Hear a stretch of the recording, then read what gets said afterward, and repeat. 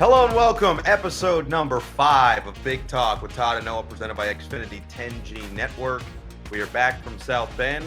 We're going to get to the overall South Bend, Ohio State, Notre Dame, touchdown Jesus, grotto, whatever else you want to get through in a second. But let's start just overall your top takeaways from week 4 of the college football season. Well, obviously there were some meaningful games. I mean, none more meaningful than the one that we did, and just it was a great football weekend there. You could just feel the energy and the vibe there, from the time we got there on Thursday, all the way through the game. So that was a huge game. I mean, Florida State going into Death Valley and beating Clemson, kind of asserting themselves, in the ACC. That was a very impressive win. Alabama, made another change back to Jalen Milroe at quarterback, got a win. And then most of the other teams were the teams that we thought were going to win. The way that Oregon beat Colorado, I think, maybe surprised some people. They really got after them, kind of took them behind the woodshed in that 42-6 game. But for the most part, the teams that were expected to win did win. But still, I think after a whole month, my biggest takeaway is I don't know that there's a dominant team in college football right now. I mean, Georgia's maybe the closest to it, but Georgia doesn't look like the Georgia team we've seen the last 2 years. So I would say that's spot on. And look, Dan Lanning's team might not be going for clicks, but we are. So we appreciate everybody that tunes into our podcast each week and listens along. Big takeaway for me, we found some elite Mexican food, so I was happy with that. Yeah, that was a great experience. In and out. It's a good Mexican restaurant, by the way, Todd, when you don't have to ask for chips and they bring you, they automatically refill. I'm an auto refill. Yeah, bottomless chips. Big deal for me. That's a huge deal for me. All right, let's get into the actual game itself, because we were there. We got to experience the energy and the atmosphere. That was off the charts. But the game itself was as high level as we could have hoped for. Offense came at a premium in the first half, and then both teams put drives together in the second half and eventually found their ways to the end zone on different occasions. But a lot of takeaways. I know that you've got a lot to break down. So I guess now that you've had a few days to let it rest and really let it sink in, what have been the main takeaways for you? Well, I think one of my first takeaways is, we kind of expected Sam Hartman to play well, and he did. And we kind of knew what we were getting with him. The big question was, what would Kyle McCord be like? This was going to be his biggest challenge on the road against a really good team. And I think he responded in incredible fashion. I mean, that last drive that he took them on to win the game was epic. I mean, and he made plays, big time plays, converting third downs, converted a fourth down, converted a 3rd and 19 to the 1. So, I mean, he showed great poise and composure and playmaking ability. And I think if you're an Ohio State fan, you feel really, really good about your team and your quarterback situation now, more so than probably going into the game, Saturday night at Notre Dame. So that's my first takeaway. Notre Dame played well enough to win. However, they did not execute in some key situations. They had a couple 4th and 1s that they did not convert. They missed a field goal. On that last drive, they gave up, like I mentioned, a 3rd and 19. They had pressured Kyle McCord on a couple downs in a row. And then on that 3rd and 19, they decided to rush 3 and drop 8. And he made a big throw. And then, of course, the biggest poor execution situation was not having enough guys on the field the last 2 plays of the game. And it didn't hurt them on the first play because it was a rollout pass and they had coverage. But when Ohio State ran the ball for the game-winning touchdown, they ran right into a voided area that was missing a player. And it's just almost hard to believe that could have been the case at that point in the game. But that was a big-time mistake. And, as we talked about all the way down the stretch, I kept saying it feels like there's no margin for error in this game, right? There were no turnovers. There were a couple costly penalties, but those breakdowns at the end ended up being the margin of error for Ohio State to take the win. And they earned it. I mean, they marched right down the field behind their new quarterback and got the W on the road. So I actually love that we get to do this because, during the game, I think we get so many thoughts. And then certainly after the game that we get to see things back and really expand on it. And we had a lot of conversation on the ride back to the hotel and then after the game at the hotel about what we just saw and kind of some of those miscues that you had mentioned. First and foremost, you hit it right on the head. Kyle McCord deserves an immense amount of credit for the way that Yep. he played because it's not like he went out there and threw for 400 yards in a hostile environment, but when it mattered the most, when the game was in the balance and he had to come up with big throws on 4th down, 3rd and 19, he did it every single time. And it wasn't like, oh, he just found a wide open receiver. No, he's fitting them into windows. He was zooming them into spaces, leading his receiver way. So he deserves an immense amount of credit. I do think that's someone who hasn't gotten talked about enough because realistically, if you go back and watch the play, the 2nd down and 15, where Notre Dame decides they're going to set up the screen. If you go back and watch the play, if JT Tuimoloau does not disrupt that, if he does not break it up, and look, we can talk about the decision not to run the football and force Ohio State to burn their timeout. We could talk about a lot of things surrounding it. But if JT Tuimoloau does not break that play up, Notre Dame has infinite running space. They get a 1st down, and essentially they end the game. At minimum, they're going to bring it into Ohio State territory. And if you watch the play back, they probably could have scored if JT doesn't break it up. So I just think that he hasn't gotten talked about enough because he was relatively quiet until those back-to-back plays where he essentially wrecked the game for Notre Dame. And you know what, Noah? I mean, you mentioned back-to-back plays. I think the play before that was even more important because Notre Dame was moving the football. They were ahead of the sticks, right? And on that first play where they tried to fake it to one back and give it to the other one, and they're bringing the backside guard to try to block JT, if they execute that play, even if they gain 2 or 3 yards, they're running again on 2nd down. But because he blew the play up and it was a loss of yardage at 2nd and 15, I have no problem. I know a lot of people think you should run there, make him use a timeout. I don't have a problem with calling the screen. I think it's a very safe play. JT made an incredibly athletic play, but I think Notre Dame's thinking if we get one more 1st down, the game's over, right? And so, but 2nd and 15, they had to try to get some of that yardage back to have a choice on 3rd down. It's incomplete. The clock stops. Now they have to run on 3rd and 15. There's no chance of picking up the 1st down. And then they have to give the ball back to Ohio State. So, hindsight's always 20/20, but I know some people's philosophy would have been run the ball there on 2nd and 15. But the key play in that drive was what JT did on 1st down, setting them behind the chains, really put Notre Dame in a tough situation, thinking, okay, if we can get one more 1st down, we can close this out.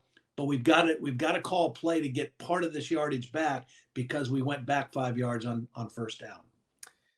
Obviously, it saves the timeout. They get to use it down the stretch to avoid the 10-second runoff. Right, The penalty, the intentional grounding, that's massive because if that doesn't happen, now you've got to spike the ball. And I believe at that point, you would have essentially had the one play. And that first play they threw to Marvin Harrison on a fade, and he doesn't catch the ball. That probably would have been the last play of the game, or you never know. You just don't know how all this develops. So obviously, as you mentioned, hindsight key here, but JT Tuimoloau deserves a ton of credit himself. Let's just hit both teams kind of now moving forward after this game because this is an emotional game. And the best thing for Ohio State, they have the bye week. So they get to regroup, they get to recoup, and then they get to continue on their schedule. And right now, it really looks like if they can just handle their business up until that Michigan game, the Penn State one is that matchup, I think, is one everybody's going to be watching, and everybody's going to be curious to see how Kyle McCord handles another hostile environment, hostile opponent. But the key in my mind now with them is just handle your business and find a way to get through. Just keep surviving the way you have. The other side is really the more interesting side to me. And we'll start there with Notre Dame because they're good enough to compete with anybody. I think they proved that this weekend, that anybody who's going to come in, no matter the defense, no matter the offense, defensively, Notre Dame was outstanding in this game. Yeah. They really were, including even at times on that final drive. The prevent down the stretch on 3rd and 19 was puzzling. 10 men on the field was disappointing, but for the most part in that game, defensively, Notre Dame should feel really good about the way they played. And offensively, when you have Sam Hartman and you've got all 5 of those running backs and you've got guys on the skill position on the outside that have really taken a step forward, tight ends who have already looked like they've improved through the season. They have the pieces there with the offensive line. So I guess what's the mindset and what's the feeling right now surrounding Notre Dame as they head to Duke this week for another tough matchup?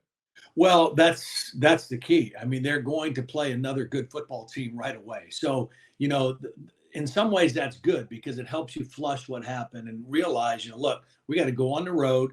It's a ranked team that's playing very good right now. And we've got to bring another A game. Yeah, that was disappointing. But like the old saying says, you don't want to let Ohio State beat you twice, right? So they lost. They've got to learn from it, correct the mistakes, but then they've got to get ready for a really pretty good Duke football team. Mike Elko's done a great job there in his second year.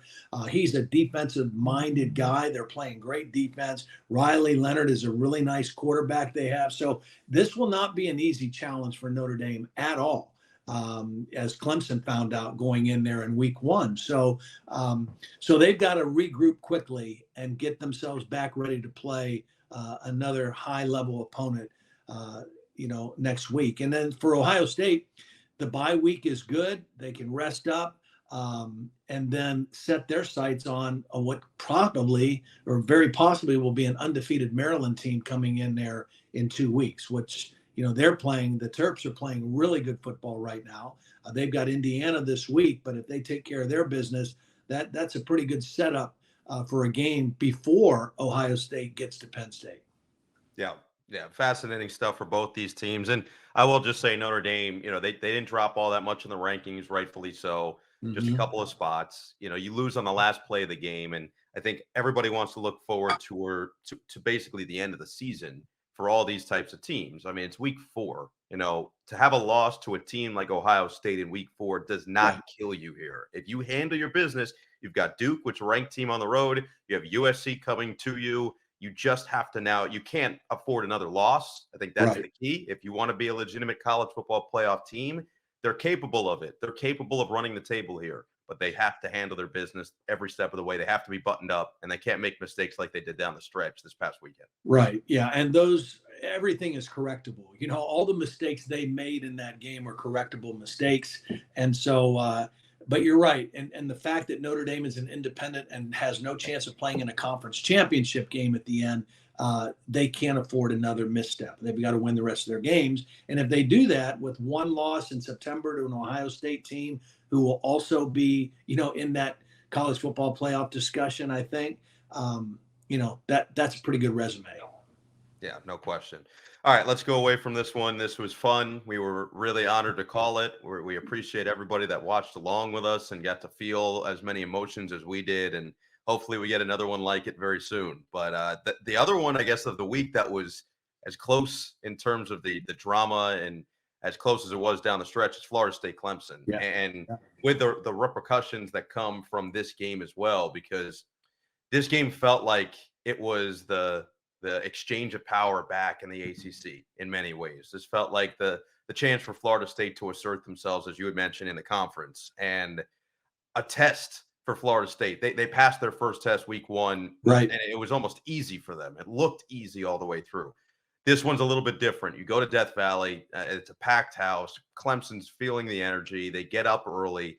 And I just, Jordan Travis wasn't 100% in this game. It was obvious if you're watching it. And yet the experience and the seniority, and he found a way, and Florida State found a way, and Mike Norvell found a way. And so if there's anything to take away from this, it's that Clemson is still very much legitimate and very much a problem for other teams around the conference. But right now, Florida State's the team to beat in the ACC.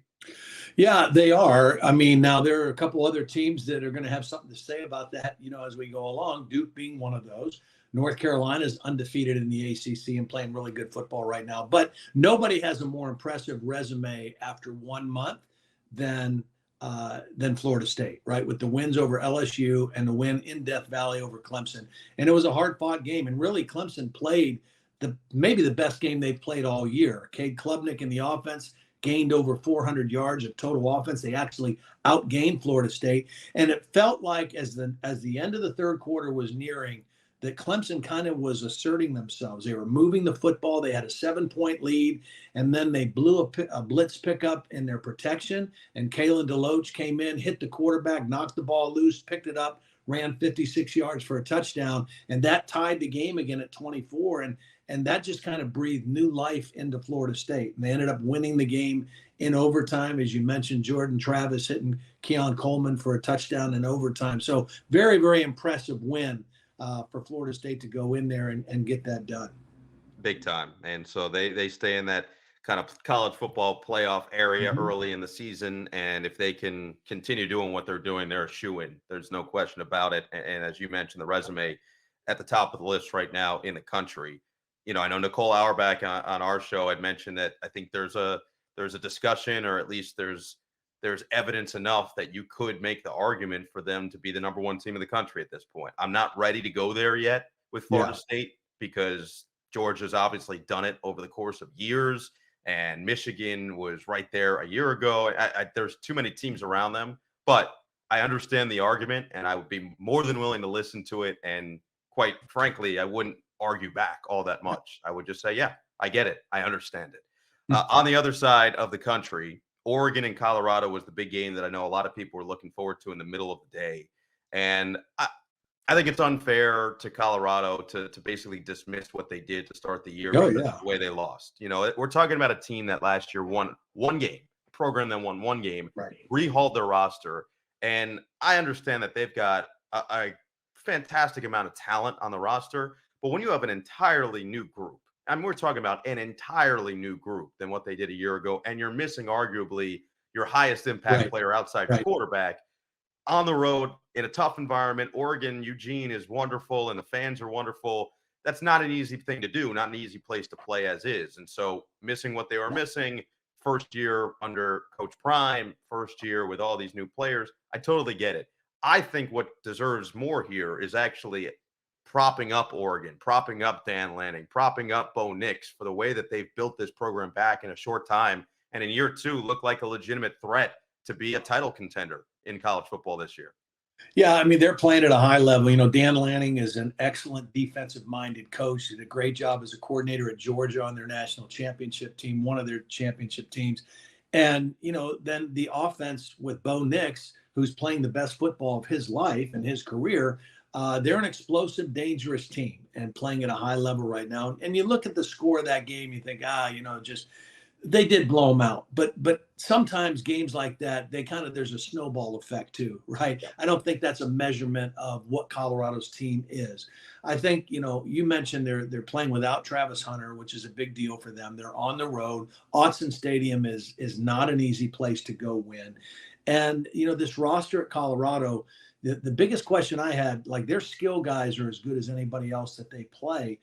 Their interior offense and defensive line and their depth, that was the biggest thing that I wondered how they would sustain through the course of this season. So, you know, that was a tough one for them. Now they got to turn around and come back home, but play a USC team that, at least offensively, will be every bit as challenging as what they just faced in Oregon. Yeah, Pac-12, I know we've mentioned it a couple times through this early portion of the season. When's the last time the Pac-12 was this good? Yeah. Seriously, I'm trying to think of it. The quarterbacks, and I know we've hit on all the quarterbacks, but Bo Nix and Caleb Williams and Shedeur Sanders, and I mean, we're going to talk about Cameron Ward and what he's been doing at Washington State, and DJ Uiagalelei and Michael Penix. Michael Penix. I mean, they're Heisman candidates, basically lacing this entire conference, and every single game they play is feeling like you've got to at least be locked into what's happening around it.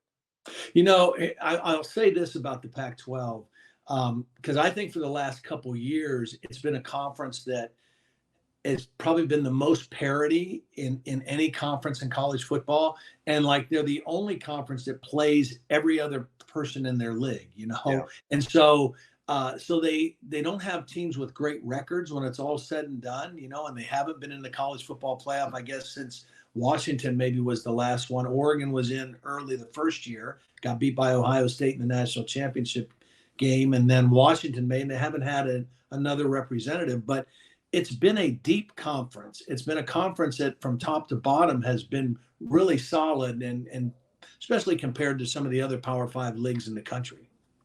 Yeah, I completely agree with that. And I didn't even mention it, but Utah's undefeated and Cam Yeah, Rising hasn't even played hasn't yet. even played. Yeah, I mean, that is remarkable, yeah, remarkable stuff. Just real quick, let's hit on Alabama. You mentioned Jalen Milroe comes back yeah. in, gets the start, and they get the win over Ole Miss, 24-10. Realistically, they just needed to find a way to win the game, and that's exactly what they did. And it's not like Milroe put up eye-popping numbers, but he didn't lose them the game. And considering everything that's gone on surrounding him and all the drama and no, it's here, now Yeah. switch places, now this, now that. I think that Jalen handled himself beautifully through this game to get the victory. Well, and I think he gives Alabama their best chance of Yes. scoring points and being productive on offense.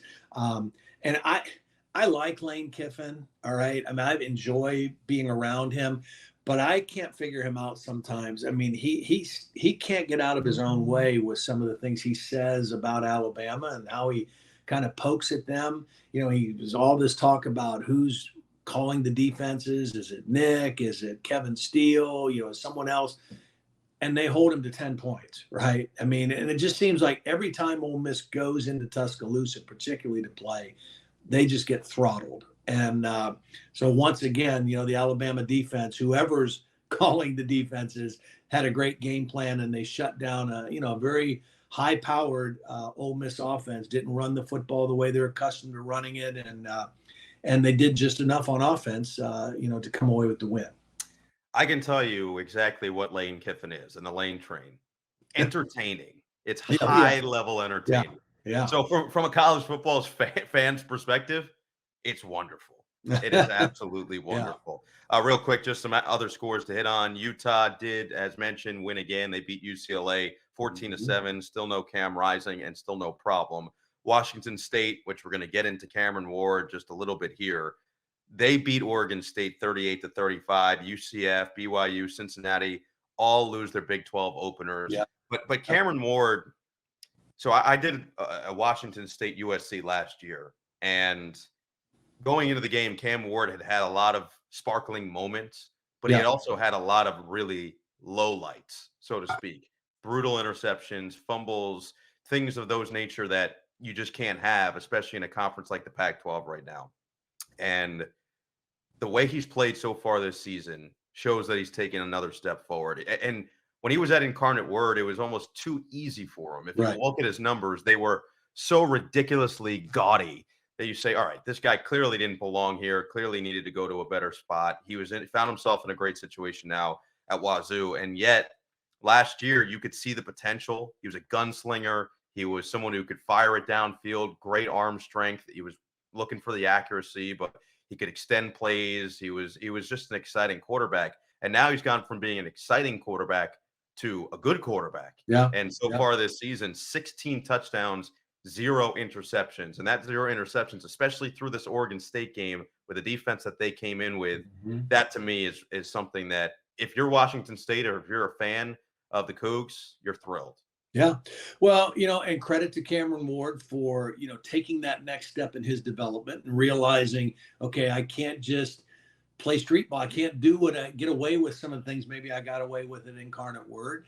I've got to be more disciplined. I've got to study more. I've got to be more prepared. I've got to, be a better decision maker, all those kind of things. And obviously he's taken that step in his development. Credit Jake Dickert and his staff for just what they've done with him and how they've built things around him. And yeah, I mean, Washington State it seems like they've always had guys that could sling it around, right?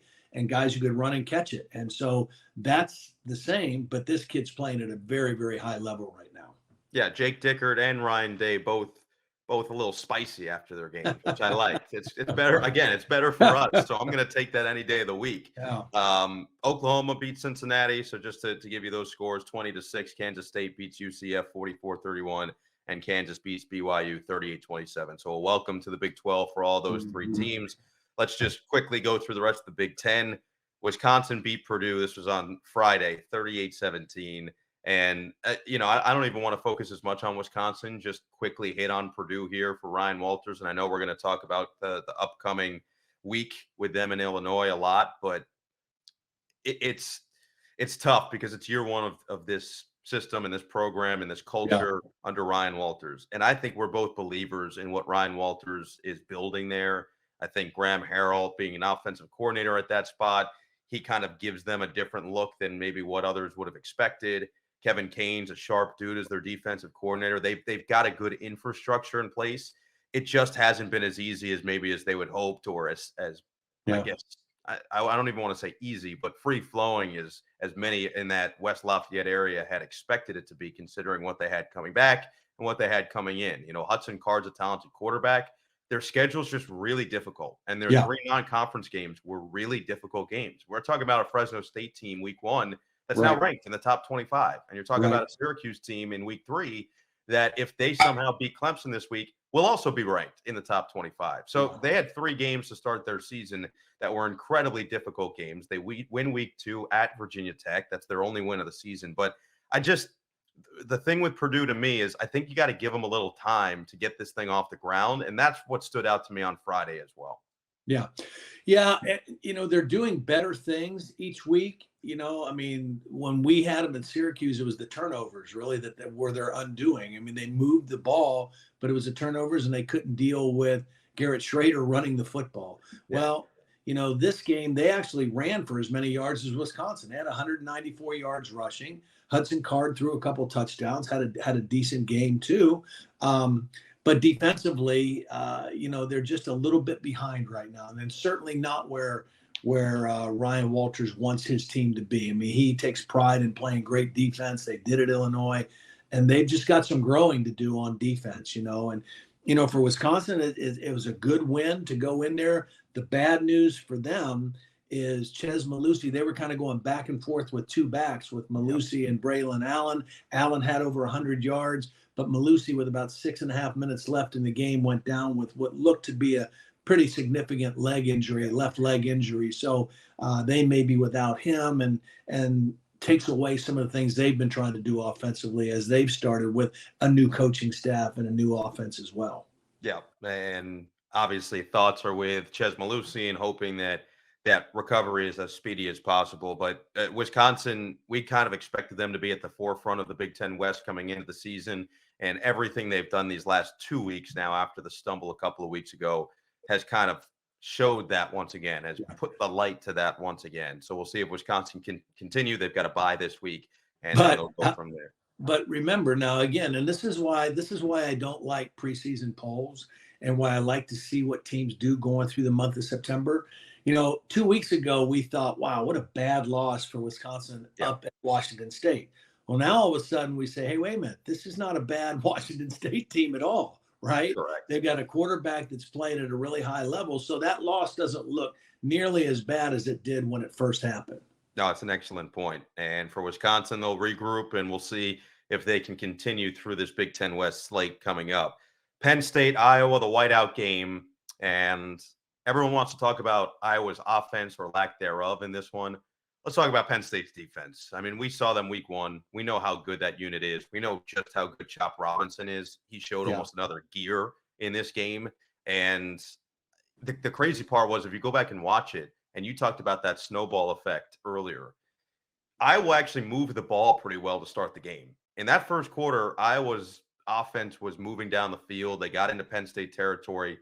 Turnovers are killers. And those miscues eventually, it felt like, to me, watching it back, snowballed in a big way. And it just, Penn State methodically built the lead. It wasn't like their offense was firing in that first quarter, but the more chances you give a really good team, the more they're going to make you pay. And that, to me, was the story of this game, is Iowa couldn't capitalize on some of the early drives that they had, and Penn State took full advantage. Yeah. Turnovers, look, especially if you're playing on the road and you're the underdog in a game like that, you have to win the turnover battle. You've got to take care of the football. They put it on the ground 6 times. They lost 4 of them. Yeah, and how about, by the way, the one on the punt? That might have been, we're talking about maybe the best punter in the country in Torrey Taylor. All you've got to do, Cooper DeJean is screaming at his teammates to get away. And I can't remember who it hit exactly, but it hits one of his teammates in the back of the leg. That is a bone-crushing decision right there. Yeah. And Penn State, to their credit, they did what they had to do, right? Their defense suffocated Iowa at a certain point, forced the ball to come out. Drew Allard threw a bunch of touchdowns, but he didn't really have to do a whole lot. They ran the football 57 times. They dominated time of possession. They dominated plays. They ran 60 more offensive plays or 64 more offensive plays than Iowa did. And, again, there is so much talk about Iowa's offense or lack of, but I mean, numbers like this they're mind-boggling. 4 first downs, 76 total yards.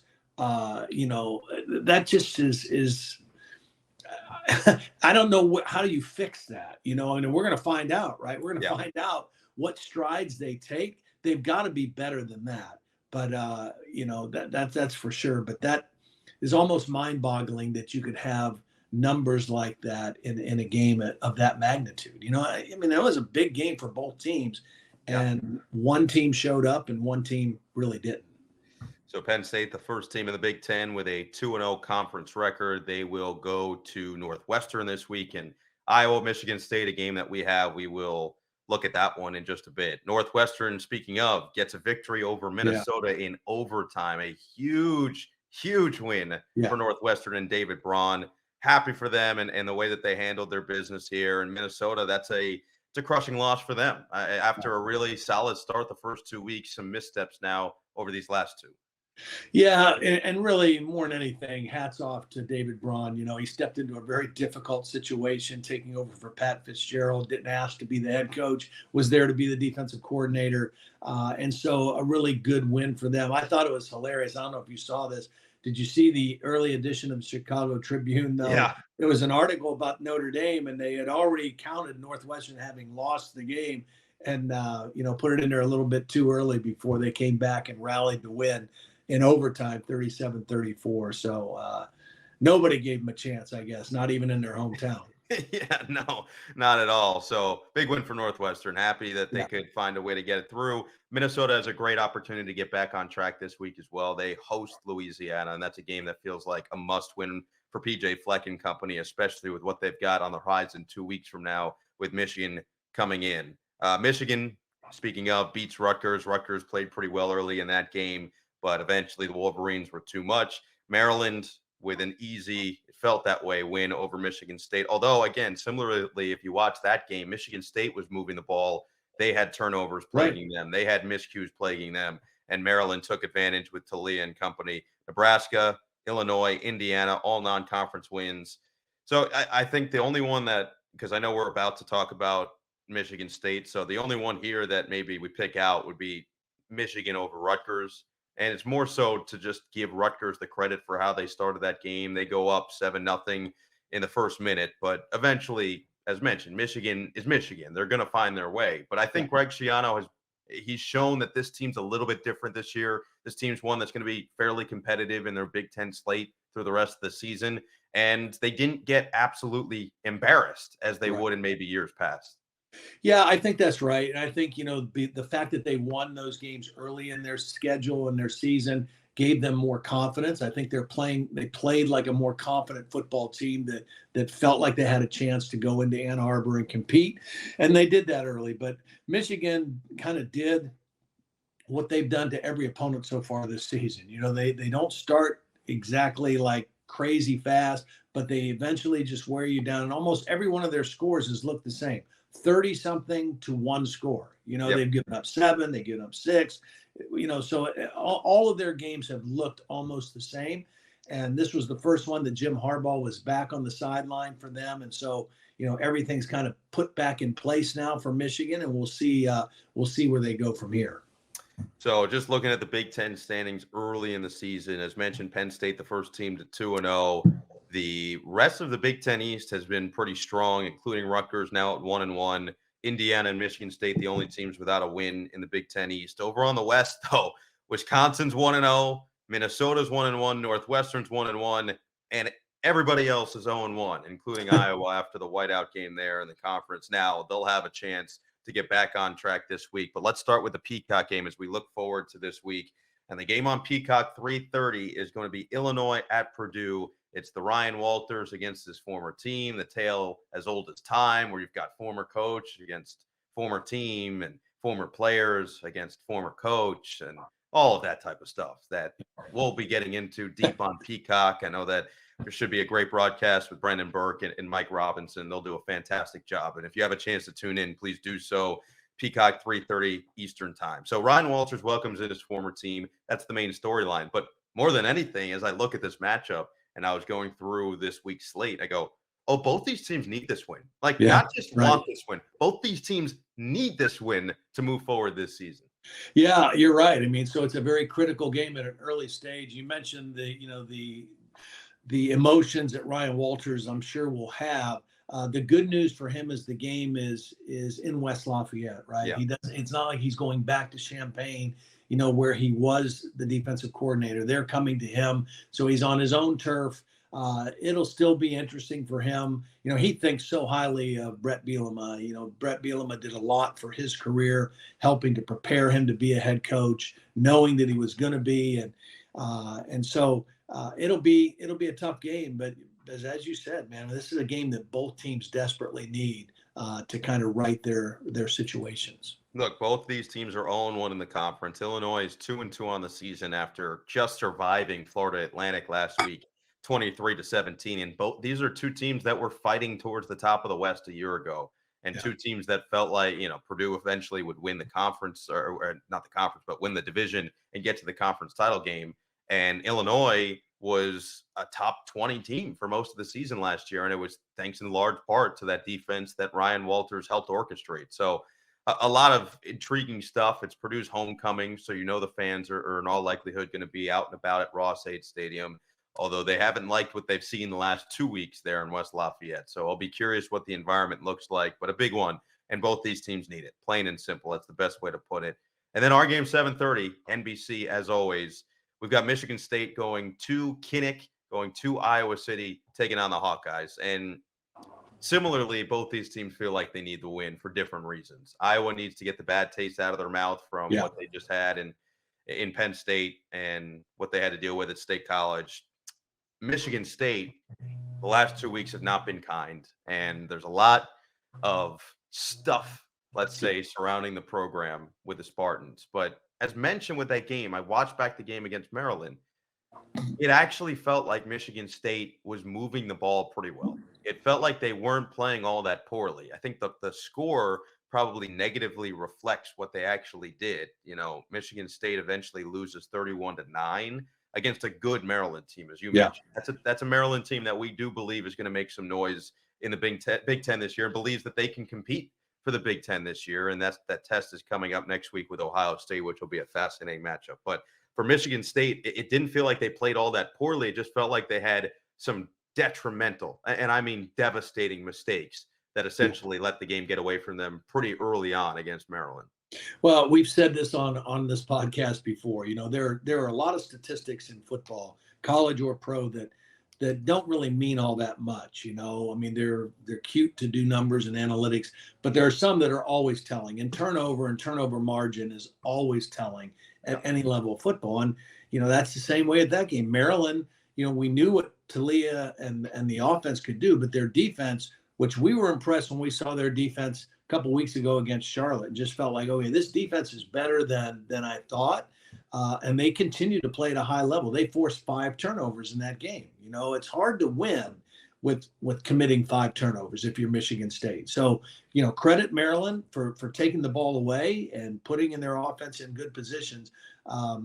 But Michigan State already, they're one of those teams that's going to have a low margin for error anyway. You've got to execute at a high level and take care of the football, and they were not able to do that. And the week before, they got blown out by Washington, who's one of the best offenses in college football. They gave up over 700 yards of offense to Washington. Now, they're probably not going to face the same challenge this week. And for Michigan State, you mentioned all the noise around the program and the system. Sometimes going on the road is the best thing that you can do for that. Get away from all of that, circle the wagons, get to the team hotel. It's just you guys. You've got this mentality. It's us against everyone else. And the only thing that matters is the guys in this room, and try to go out and play a better football game and a more mistake-free football game against Iowa. And for Iowa, get that taste out of your mouth. Cade McNamara, the quarterback who transferred from Michigan, gave kind of an impassioned, press conference afterwards, almost on the point of tears and, of saying, hey, I know we're better than this. We're going to show that we're better than this. Well, you've got this opportunity now at home. And I'm sure the fans at Kinnick, they'll be there, but there's going to be a lot of curiosity as far as, okay, are we better on offense this year or not? And the defense is good, but I don't know that it's a great dominant defense like Phil Parker's had for the last couple of years. I think they're really good, but I don't know if it's at the same level. So we'll see. A lot of questions to be answered about both these teams on Saturday night. Defensively, we know they're going to be coached at a very high level. Oh, yeah. As you mentioned, Phil Parker always has them very disciplined, but they lost a lot from last year. They really did. And that includes Lucas Van Ness, who was an underclassman that eventually goes to the NFL draft and gets drafted early. Jack Campbell was one of the best linebackers in the country. Riley Moss was one of the best defensive backs in the country. They're all gone. They're all gone to the NFL. So you're talking about not just starters, but high-level starters, high-level NFL caliber, as they are right now, starters in the NFL. I would say that one thing to look out for, Michigan State quarterback situation. Noah Kim struggled a decent amount, as we mentioned, with the turnovers, especially against Penn State, which is, or not against Penn State, against Maryland. And we talked about it. Maryland's defense is good. I mean, their defensive backs are good. They had 2 guys drafted from that defensive backfield a year ago, and it looks like they're going to have a couple more this season. Noah Kim ends up getting pulled in the fourth quarter, and Caden Hauser comes in. And you go, wow, he's moving the ball down the field. And then what happens? They get essentially in the red zone, and he throws an interception. And so, there was a lot of question, I guess, for Harlan Barnett, the acting head coach over at Michigan State right now, as to what the quarterback situation looks like. And he said there's no controversy. There's no change that's imminent. Noah Kim's going to be the starter. But the curiosity now from our perspective, and I think from people on the outside looking in, is what does that leash look like for Noah Kim, who has started to begin this year? He was the backup a year ago to Peyton Thorne. He's still looking to find that right rhythm. He looked great through the first 2 games, but you mentioned 2 tough matchups these last 2 weeks. And he's got a defense at Iowa on the road in one of the tougher places to play, certainly in the Big Ten, if not the country. It's going to be just a fascinating thing to watch as he just goes through everything and tries to see how he can handle this. And certainly with how it ended last week, I think it's tough. And you could speak to this as a former quarterback, of getting in your head. It's such a mental sport, such a mental position, trying to just remain confident through this entire process. Yeah, it is. I mean, and so the best thing that can happen, again, go on the road, get away from all the noise, get away from the local media, all of that, and try to get off to a good start. Get off to a good start at Iowa, hit a couple early passes. That does a lot for your confidence, because it's not just your confidence. It's also the other 10 guys in the huddle looking at you, that want to feed off of your confidence. So getting off to a good start, a clean start, taking care of the ball, hitting a couple passes will go a long way for Noah Kim, and just, trying to rebuild his confidence. On the other side, just last point from Iowa, you'd mentioned Cade McNamara. He was brought in to help revamp this offense. And we mentioned last week, losing Luke Lachey is a brutal blow, not just to the offense, but to someone that Kirk Ferentz was talking about glowingly at Big Ten Media Days. They had Sam Laporta a year ago. That's a tight end driven program. And he said Luke Lachey was ready to take that next step. And he was good last year. He was really solid last year. And so it just feels like Eric All has to step up a little bit more, and some of those wide receivers has to step up a little bit more. But to have a guy like McNamara, who's got such great experience in such big games at Michigan, and being a guy who has started in the biggest of moments, to have anyone to lead the ship and get you back on track, if they could choose one, it feels like they at least have the right guy in place who could draw on from his own experience.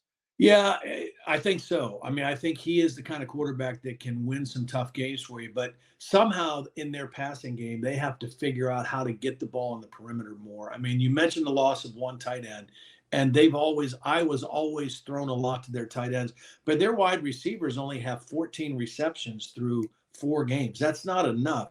And I talked to some people that were watching the Penn State or at the Penn State game, and Penn State's corners, they just were in press coverage. And Iowa never even tried to throw the ball to the wideouts, no quick slants, nothing, and just kind of conceded that their guys weren't going to get open. And You can't do that. You've got to make a defense defend the whole field.